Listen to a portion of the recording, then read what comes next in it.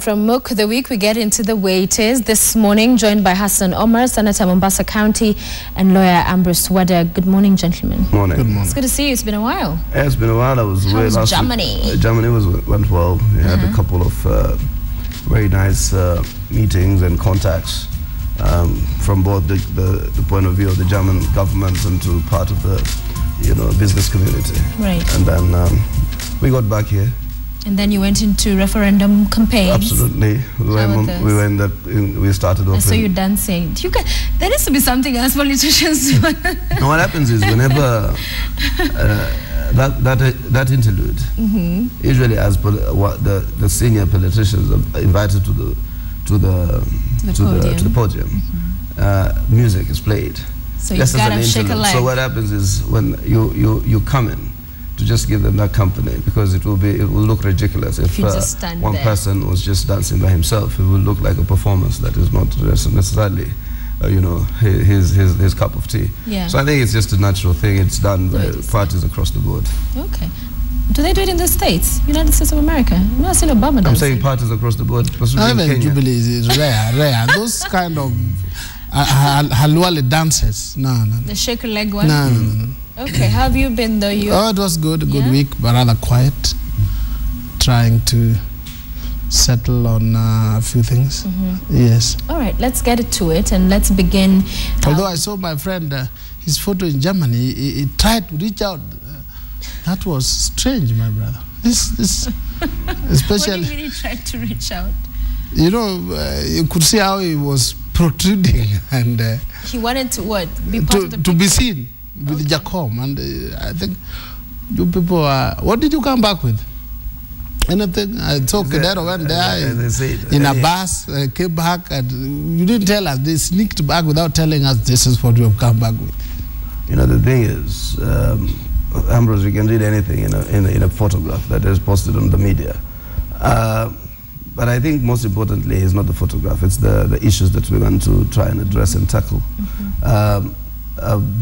First we had a meeting with some of the key government representatives, both at the Office of the Chancellor, Angela Merkel, and also at the Office of the Foreign Affairs Department, Ministry. And we were talking about mutual interest, issues of mutual interest, and particularly for Mombasa County, issues of security, tourism, which I think was important for some of them to take a certain position to be able to assist our tourism industry.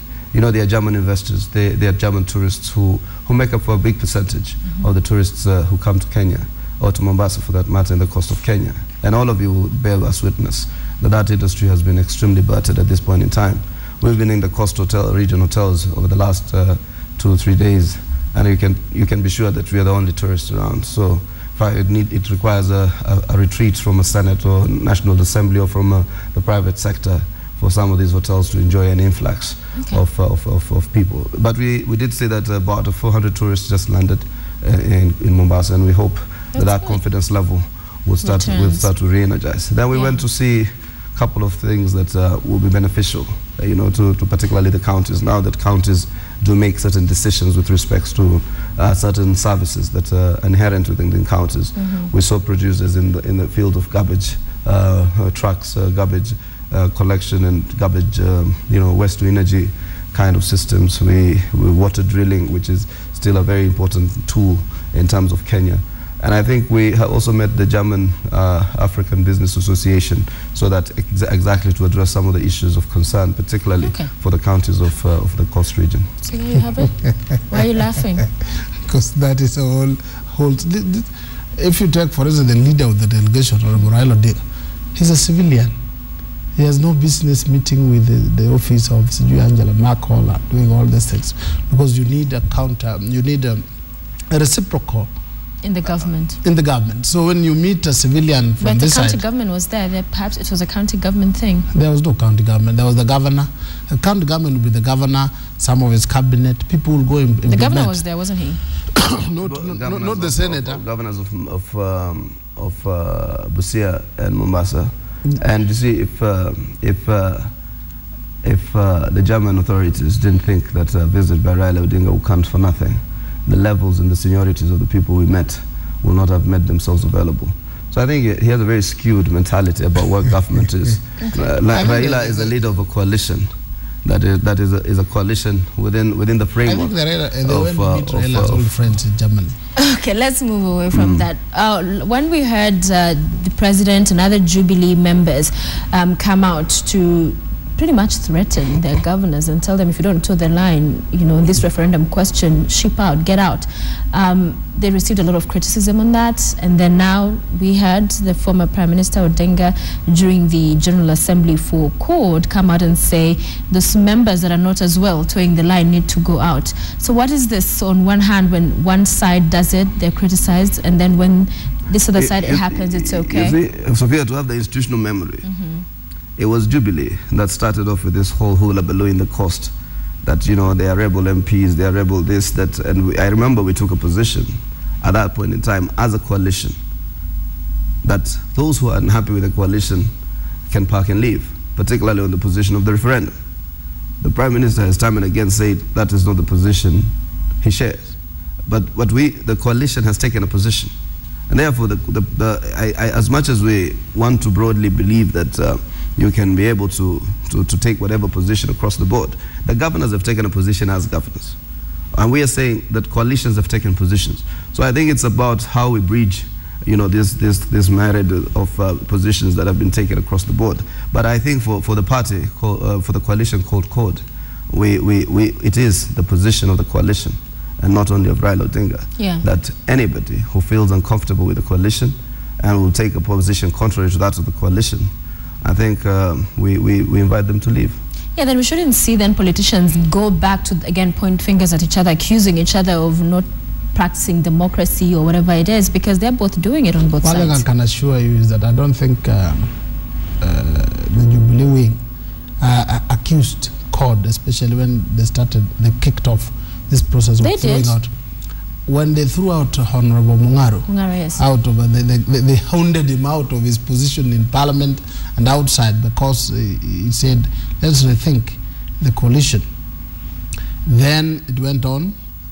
You remember us here saying, look, we need to use diplomacy in getting out our members from the push.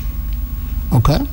We need to deal with our governors in a different way instead of threatening them. And that is what is taking place.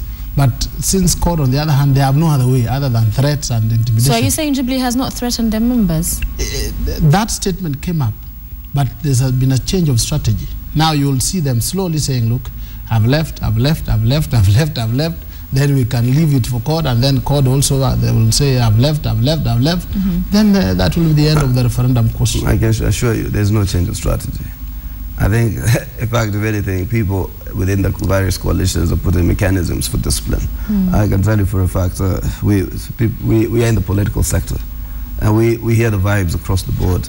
But I do believe what is happening also here is a manifestation of a new constitutional and legal framework of coming into place.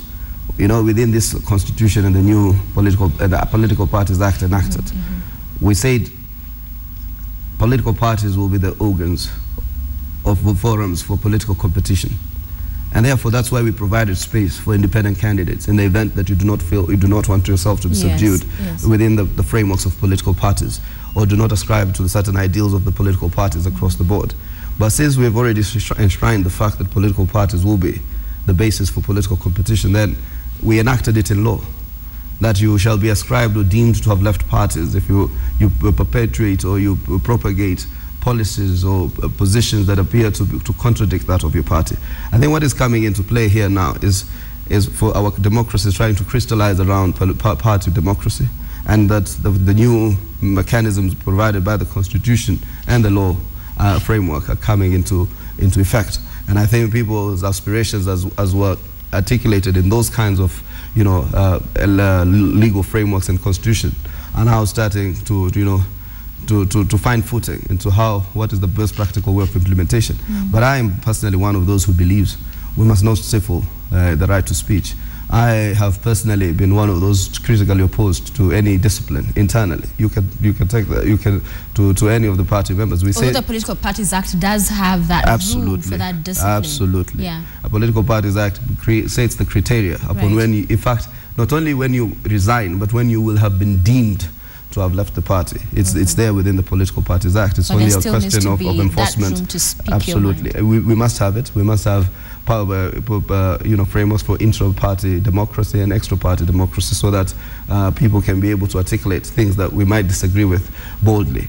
But because you see, also the political practice is such that I believe if Hassan Omar is supporting the referendum and somebody else is not supporting the referendum, let us go to the referendum, let the people decide on the referendum, and then there will be 2017. So therefore, people then will re-energize whether they want to give us back the political capital, or they will take it away at that point. But what are the biggest concern in the last few days, and the Standard today has captured it very well, is the dirty politics we seem to be going back to. And there's several incidents to talk about in as far as that is concerned, beginning with in Nakuru, the burning of the books to collect the signatures, the confiscation of them before that. What do you make of this? Just because people do not support an agenda, why then come to trifle that space? Why that intolerance that we are seeing? I think it reflects the desperation on both sides. The desperation on the Jubilee side to ensure that the referendum does not take place, because if it was to take place, it will cost money to disrupt the economy, and if it succeeds, it will staple the national government. It will win. The other side, the core Kenya side also feels that the government may come in with their might and stifle their march, and so that desperation is what is making people try to guard their turfs. But is that the way to go? Is that right for the Nakuru County? Now, it is wrong. Governor to have taken that position. It is very wrong, because this is how we start sowing those seeds that can bring violence in this country. What happened in Migori was very bad. What happened in Nakuru is very bad. What happened in Mombasa, in Makueni is very bad. What happened in Mombasa? You haven't read the Standard. You didn't see your core people beating others just because they say, even Mombasa, we will not do this Okoa thing. So it is bad, and we urge our politicians and the people of Kenya. What I can tell the people of Kenya is this: if you see President Uhuru and you see Deputy President Honorable Ruto and Raila Odinga and Kalonzo Musyoka, okay, outside here they would tell you they are enemies, okay, but inside they are great friends. That's why they have never punched each other. But that's the thing. The Kenyans are taking what it is they see play out in these public rallies. They feel that that is truly what so that is why I am saying, do not involve yourself in violence, purporting to pursue certain things which you don't understand. Let us, if you are in the Okoa Kenya, try to Okoa Kenya in the way you understand, but not in a violent manner. Because when the country burns, again, some of you don't have tickets that can take you to Germany or America. You will still be here burning as the leaders go around, and when Kofi Annan comes, he will not be talking to you, he will be talking to the same leader. So allow others to say what they want to say, put your point across without violence. I saw the governor of Nakuru declaring Nakuru County anti-referendum. Now, and Nakuru County is one of the hottest it's a cosmopolitan areas. So I looked at it, I understood his background, having been a policeman, is still growing in democracy. Therefore, his orders, you know, police people grew up in ordering. Now, we think that it should calm down. We people on the Jubilee side should be very slow to violence. And sober. Because this Okoa thing, it will be defeated, even if it went to the ballot. And they know it. Senator?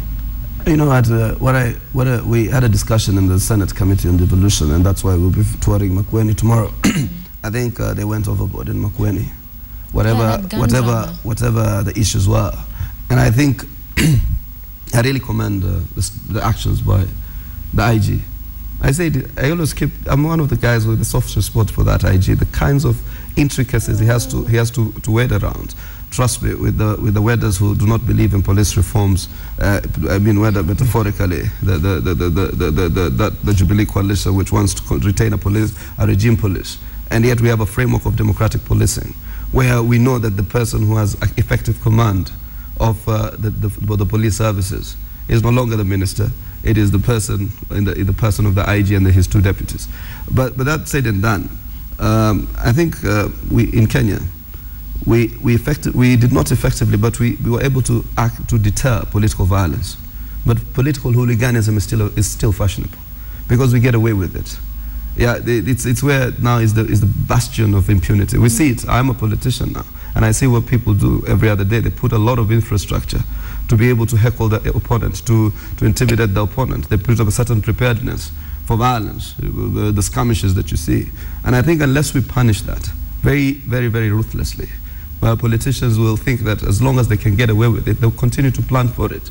So what I think needs to start, and we said it even when I was in the Senate committee last week after the Makueni incident, is that we need to, the Office of the Director of Public Prosecution, the IG, need to locate the particular provisions of law and prosecute some of these people. Let now this former AP commandant be a suspect, so that people are able to see that the law has its cause, it has its recourse, because I do believe there must be place within the Constitution for you trying to avert a process that is legitimate and constitutional in a manner that escalates, the public tensions. And I think that has to go across the board. Yeah. Whoever we started with, I think we should, let's say, there should be a way in which we can link part of that what happened in Makueni, not with only the police persons who pulled the trigger, but those who might have been the inspiration to the pulling of that trigger. Yeah.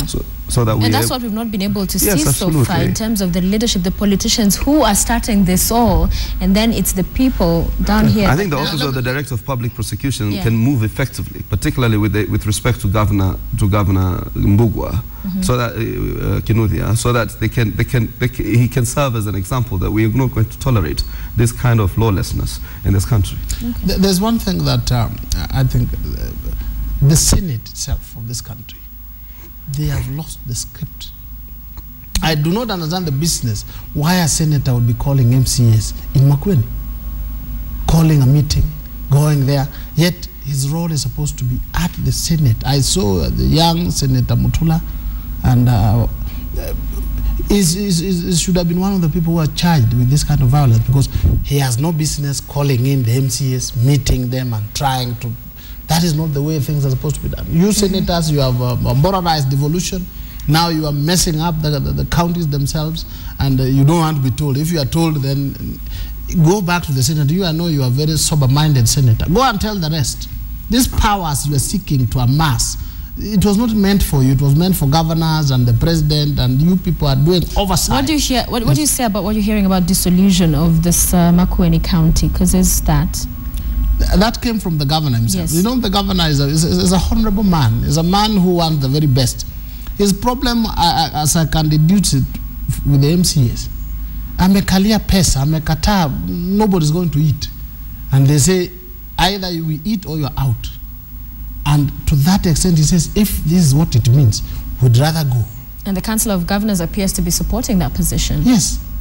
Because the senators themselves are ganging up with the MCAs to harass the governors.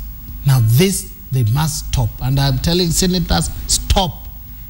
There's nothing wrong, I think, with Senator Mutula Kilonzo Jr. calling MCAs. I meet MCAs almost on a regular basis. Because you see, we are leaders, and we need to look for effective ways to work with one another.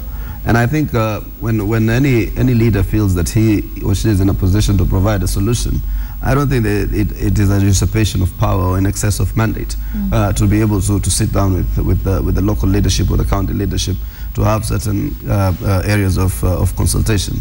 But what I do believe is that we do not need to engage in extremities. I think there are political limitations or even social caveats or legal caveats to the kinds of actions that transcend reason. I think whatever happened in Makueni and other places that I have seen is not reasonable.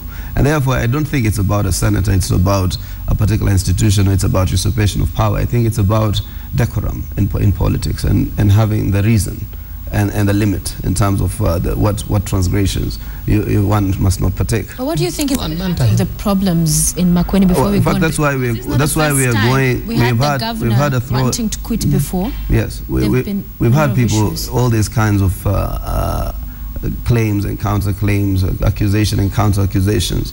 So what we are doing is we will be going to Makueni County to initiate a fact-finding. And we are there tomorrow as a Senate committee led by Senator Morcoman and the Committee on Devolution, which I am a member. So I think what we want to do is to first go with an open mind and then be able to sift through the myriad of information that we will get there. And I think it will not be just tomorrow. I think in that circumstances, then we'll do a framework of engagement. We will not be able to sort out Makueni's political issues. That will be left to the Makueni leaders, but Makueni, the parties or whatever other structures or mechanisms that are there, either socially or politically. But what we will do is definitely to sort out the mandates that are provided for within the Constitution. And we are on the same page with many of these proposals that are made, even by the Council of Governors, if we have to go to the extremities of making a recommendation that says that we need to now put a stop to what is happening and start a new leaf, then I think that also will be done. Let me tell you the genesis of the problem. Yes. These senators don't even seem to understand. What's wrong? The genesis of the problem started at the budgeting when the county was formed. The first thing they did was to budget. Then the stalemate arose. The MCAs wanted more money, almost 400 million shillings, allocated to them and their whims. The governor, on the other hand, was saying the bulk of the money should be allocated for development purposes. And they told him, you either allocate this money to us or we don't approve. That was the genesis of the stalemate. And knowing Professor Kubwana as he is, he said, I'd rather die than you people eating all this money. It went so bad and so tough that even the governor had to be hospitalized. And he said, if this is what we are going to do, I'd rather quit. Now, the Senate didn't come in to resolve that. They went under. They never even looked at it. Now, they sailed through with the problem, and the problem is increasing. Just the hunger, the greed for money by MCS, the opposition by the governor, and then the support of the senators for the MCAs, so that they have a go, they fight the governors. The problem is with the senators. In fact, part of your Okoa Kenya referendum question should be, do we need the Senate in this country? Okay. So on one side you're giving us a proposal, on the other side you do not want a referendum. You see, this is a man who contradicts himself every day. But that said and done, you see, when you see sometimes also you need to be a person who reach out to help the first time. You need to sit down because it appeared to have been resolved at that point in time. That's why that was in the past budgeting cycle. Professor Kibwana went back, and we saw that Makueni County started to function, and that was where we thought, yes, the leaderships here across the board have exercised political maturity and have been able to mitigate their situation. And therefore they have been, you see, when you sit in court, when you sit in a position that we sit in, like the devolution committee, because we're going to make a ruling. I do not want to be adverse and preempt the proceedings of the committee or of the Senate, because there are standing orders that limits us to have the careless kind of interventions that one would have. Because when you have an institutional framework that we work under and we work within, there are certain limits or standards that are provided for by standing orders and other rules and regulations. Because here I am, if I was to preempt the outcome of Makueni, tomorrow somebody else can come and take the clip from you and say, listen, the senators here appear to have gone with a certain mind frame, and therefore whatever was done without the kind of judicious objectivity that was required. Okay, well, let's take a break. I want us to take a break and come back and talk about much more. Stay with us right here on Morning Express.